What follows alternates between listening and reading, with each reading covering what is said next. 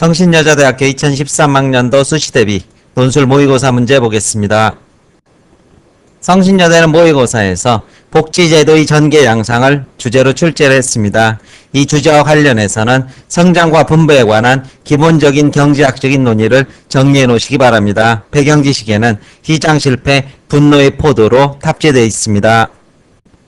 성신여대는 2013학년도에도 2012학년도와 문제 패턴이 달라지지 않을 것임을 시사를 하고 있습니다. 문제 1번에서는 요약 그리고 이 요약을 토대로 해서 나머지 제시문을 평가하는 독해 적용의 문제, 그리고 문제 2번에서는 이러한 지문을 선택적으로 적용해서 나머지 제시문을 분석하는 문제를 출제를 했습니다. 문항 2번의 전반부 부분이 맞고 틀리고가 정확히 정해진 그러한 선택 적용의 영역이 될 것이고, 이를 토대로 자신의 견해를 서술하는 역시 천자분량의 요구를 문항 2번에서 하고 있습니다. 제시문의 키워드 보겠습니다.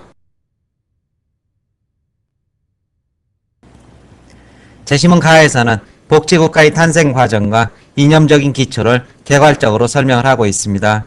복지국가의 개념은 1940년대 영국 사례에서 볼 수 있듯이 의회 민주주의 절차를 거쳐서 성립되었다, 이렇게 제시를 하고 있고, 이념과 가장 친화적인 정파는 사회민주주의를 표방하는 중도 좌파, 우리나라로 치면 민주당이 될 것입니다. 바로 분배와 그리고 사회적인 형평의 원리를 우선시하는 그런 이념적 성향이란 뜻일 것이고, 이들은 자본주의 사회에서 다수 대중인 노동자 계급의 이익을 대변하면서 선거를 통해 민주적 방식으로 정치 권력의 획득을 도모한다는 점에서 또 사회주의 혁명과는 다른 세력이 될 것입니다. 결국 그럼으로써 형평성이 보장되는 사회, 차이는 있지만 차별이 없는 사회, 인간의 노동 가치가 중시되는 그러한 사회를 이상사회로 간주한다. 이것이 중도 좌파의 이념적 성향을 압축한 말이 될 것입니다.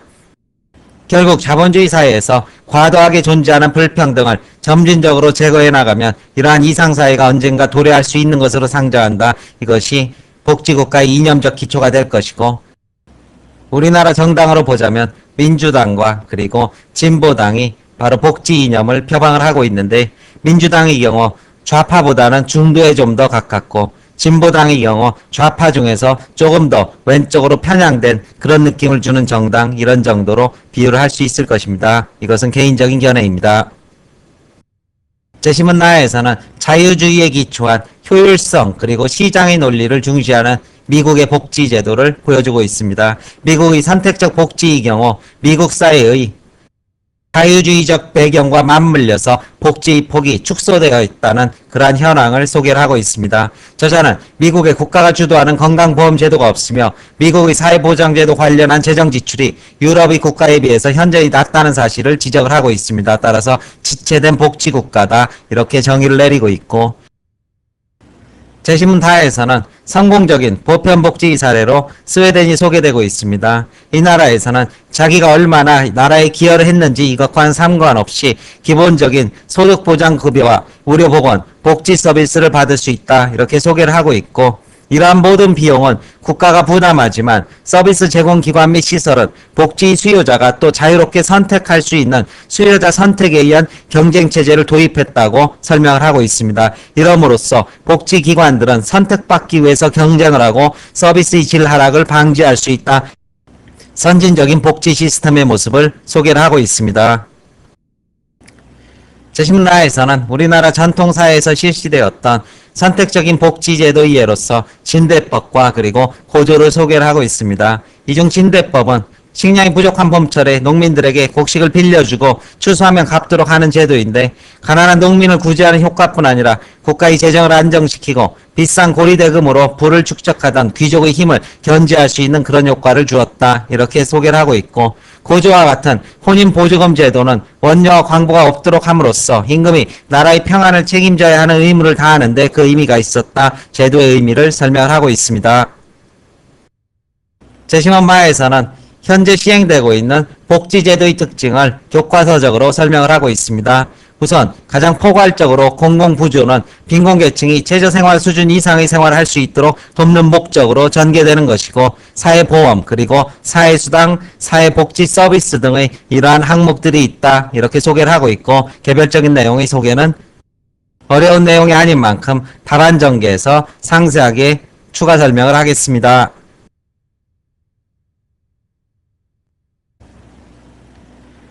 문제 1번에서는 가의 내용을 요약하고 이를 근거로 나와 다에 언급된 두 나라 복지제도의 특성을 평가하라고 이렇게 지시사항을 주고 있습니다. 그리고 앞에 전반부 요약의 경우 성신여대에서 중심 개념을 잡도록 줄겨 출제하는 그런 유형이 될 것입니다. 따라서 성신여대에서 요약을 시켰을 경우 첫 문장에 당연히 주제를 개념어로 정리한다. 이 부분 명심해 두시기 바랍니다. 따라서 가에 대해서는 복지국가의 이념이 중도 좌파로 불리는 사회민주주의와 유사하다는 점을 분명히 제시를 하고 난 뒤 이들은 자본주의 불합리한 면을 다양한 각도에서 지적하고 있으며 형평성이 보장되는 사회와 인간의 노동가치가 존중받는 사회 그리고 차이는 있을 수 있으나 차별이 없는 궁극적 이상사회로서의 복지국가 건설에 주력하고 있는 정치 집단으로 볼 수 있으며 결국 선거를 통해 정당한 정권의 획득을 시도하고 있다. 이런 정도의 요약을 해주신 뒤 미국과 스웨덴에 대한 평가에 있어서는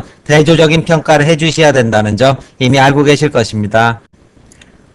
왜냐하면 미국은 자유주의에 대한 신념이 확고한 나라로서 어떠한 측면에서도 개인의 자유권적 기본권을 존중하는 나라라는 점이 그 정치공학적 특징이기 때문입니다. 따라서 국가가 약자를 돕기 위해서 세금을 거두는 행위 자체가 사생활을 침해한다는 이러한 인식으로 인해서 결국은 사회보험제도의 도입조차도 유럽에 비해서 훨씬 늦게 시행되었다는 사실, 나아가서 국민의 건강과 직결되는 의료보험 또한 국가가 주관하는 국민건강보험 제도를 도입하지 못하여 국민은 민간의 상업보험회사에서 의료 서비스를 구입해야 된다는 이러한 열악한 현실 등에 비추어 볼 때 미국의 사회보장은 국가에 의해서 전면적으로 시행되는 것이 아니라 개인의 능력과 시장의 논리에 따라 움직이고 있다는 사실을 이것을 평가의 항목 속에 분명히 반영을 해주셔야 될 것입니다. 왜냐하면 의료 서비스조차 구매 능력이 없거나 떨어지는 사람들은 구입할 수 없다는 사실을 이것을 잘 보여주고 있다. 이러한 식의 복지가 지연됐다는 부분의 평가를 분명히 미국에 대해서 내려주셔야 될 것이고, 스웨덴의 경우 이상적인 복지체제를 꾸준히 구축해 가고 있다. 이러한 평가가 당연히 가능하게 될 것입니다. 소득 재분배 정책을 기반으로 국민의 소득 보장과 사회 서비스 그리고 각종 예방 정책에 중점을 둔 사회민주주의 방식의 복지국가로 대표되는 나라이기 때문이고, 여기에서는 개인의 존엄성과 사회적 평등을 증대시키는 복지제도가 체계적으로 추진되고 있는데, 구체적인 내용으로 봤을 때는 일단 보편적 복지제도가 시행됨으로써 모든 국민에게 기본적인 소득보장 급여와 보건, 복지 서비스를 제공하고 있으며 일할 능력이 없는 아동에게는 아동수당과 무료교육을, 실업자에게는 기초실업급여 등 다양한 공공급여를 제공하고 있다는 사실, 나아가서 이러한 서비스를 제공하는 과정에서도 사회주의적 시장경제 원리를 적용함으로써 아무리 국가가 무상으로 복지를 제공하는 복지기관이라 하더라도 복지 서비스를 선택하는 권리가 수요주의 자유의사에 의해서 결정된다는 사실도 분명히 제시를 해주셔야 될 것입니다. 이러한 복지지원 시스템은 결국 이용 가격의 안정은 물론이고 수요자 선택에 의한 경쟁체제를 갖추게 되어 서비스의 질적 향상까지도 도모할 수 있는 수요자 중심의 복지정책이다. 이러한 평가가 가능하게 될 것입니다. 문제 2번에 대한 전개 방향 보겠습니다.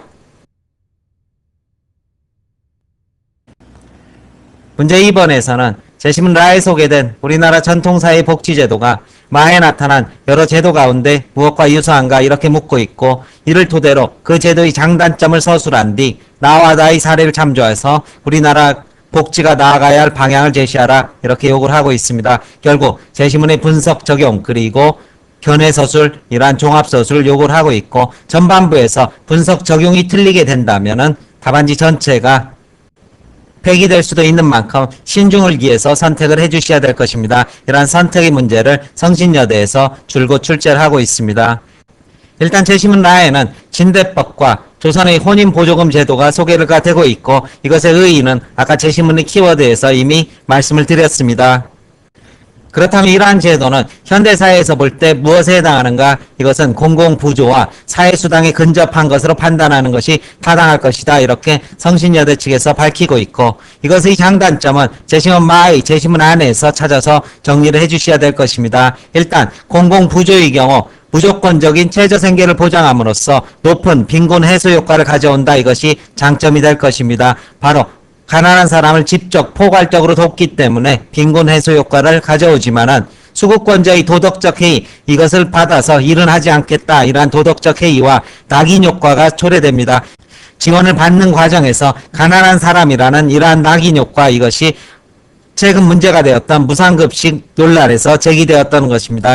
여러분 영화 혹시 보셨는지 모르겠는데 영화 완득이에서 보면 이 완득이가 바로 공공부조를 받고 있는 학생으로 묘사되고 있습니다. 이 과정에서 완득이가 갖고 있는 수치심을 담임교사가 해소해 주려고 노력하는 모습, 이런 것들이 바로 공공부조에서 초래되는 낙인 효과의 문제가 될 것이고, 따라서 이를 막기 위해서 사회수당에서는 포괄적인 범주를 설정을 합니다. 모든 어린이에게 급식을 실시하는 이러한 복지 지원으로서 어린이 전체에게 준다, 이것이 사회수당에 따른 이러한 복지의 지원 방안이 될 것이고, 이것은 결국은 비효율적인 복지 지원이 될 것입니다. 왜? 재벌의 아들과 딸까지도 무상급식을 받는 이러한 모순을 초래하기 때문입니다.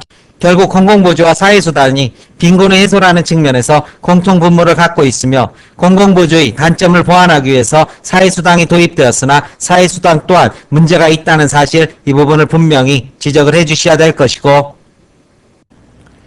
우리나라의 복지 방향과 관련한 견해 서술은 항목별로 구체화 서술을 해주시면 될 것입니다. 저는 최대한 많은 키워드를 넣고 있지만 여러분들 답안 작성에는 현실적으로 400에서 500자 분량에 불과한 만큼 이 중에서 한두 가지 키워드가 구체적이고 그리고 논리적으로 포함되어 있으면 훌륭한 답안이 될 수 있을 것입니다. 일단 공공부조의 경우 무엇보다도 돈을 마련하는 것이 가장 우선적인 급선무가 될 것입니다. 따라서 국가의 일반 조세 마련과 복지 지원의 범주 설정의 이러한 상관관계를 설정할 필요가 있다, 이러한 지적을 해줄 수 있을 것입니다. 이와 함께 미국과 스웨덴의 사례를 근거로 해서 조세를 복지에 투입하는 방식과 비중에 대한 언급도 있어야 할 것이고, 이 과정에서 효율의 무게를 두느냐 아니면 형평의 무게를 두느냐, 이러한 정책적 방향에 대해서도 자신의 견해가 포함되어 있어야 될 것입니다. 이제 세부적으로는 스웨덴에서 시행되고 있는 소득 재분배 원칙 등은 누진세 적용을 통해서 상대적 빈곤감의 해결 방안으로서 제시될 수 있을 것이고, 공공부조의 경우 극빈층에 대한 조사 여부가 수반되어야 하므로 이들에게 빈곤 여부를 묻는 조사 과정에서 낙인 효과가 뒤따르게 되는 폐단이 수반될 수 있다. 아까 말씀드린 무상급식이 여기에 해당될 것입니다. 따라서 자립생계 지원을 위한 졸업제도를 시행한다든가 아니면 세대별로 통합적 지원을 함으로써 외부에 최대한 노출되지 않도록 복지기관이 세심한 배려를 한다든가 이러한 식의 대책 언급이 필요할 것이고, 사회수당은 특정 제도에 속하는 이들, 즉 노인, 아동, 장애인에게 무료 급여를 제공하는 복지제도 등이 여기에 포함되고 있는데, 현재 우리나라가 처한 상황은 젊은 층에 비하여 노년 인구가 극히 증가 추세에 있다는 사실을 감안해 볼 때 포괄적 사회수단이 갖는 예상 집행의 비효율성, 이런 부분에 대한 언급도 분명히 있어야 될 것입니다. 따라서 이를 극복하기 위해 선택범주의 탄력적인 조정 및 사회적 마찰을 최소화하면서 지원 예외 범주의 설정의 필요성, 이런 것들도 대안으로 설명을 할 수 있을 것입니다. 무료 전철 승차권을 이건희까지 줄 필요는 없는 것 아니냐, 이러한 식의 지적이 가능할 것이고, 나아가서 국민건강보험 그리고 보건복지 서비스, 이러한 문제에 대한 서술에 있어서도 필연적으로 수반되는 비용과 복지 서비스라는 이러한 두 상충하는 문제를 어떻게 적절히 조화롭게 풀어나갈지에 대한 자기 서술이 있어야 될 것입니다. 설명 마치겠습니다.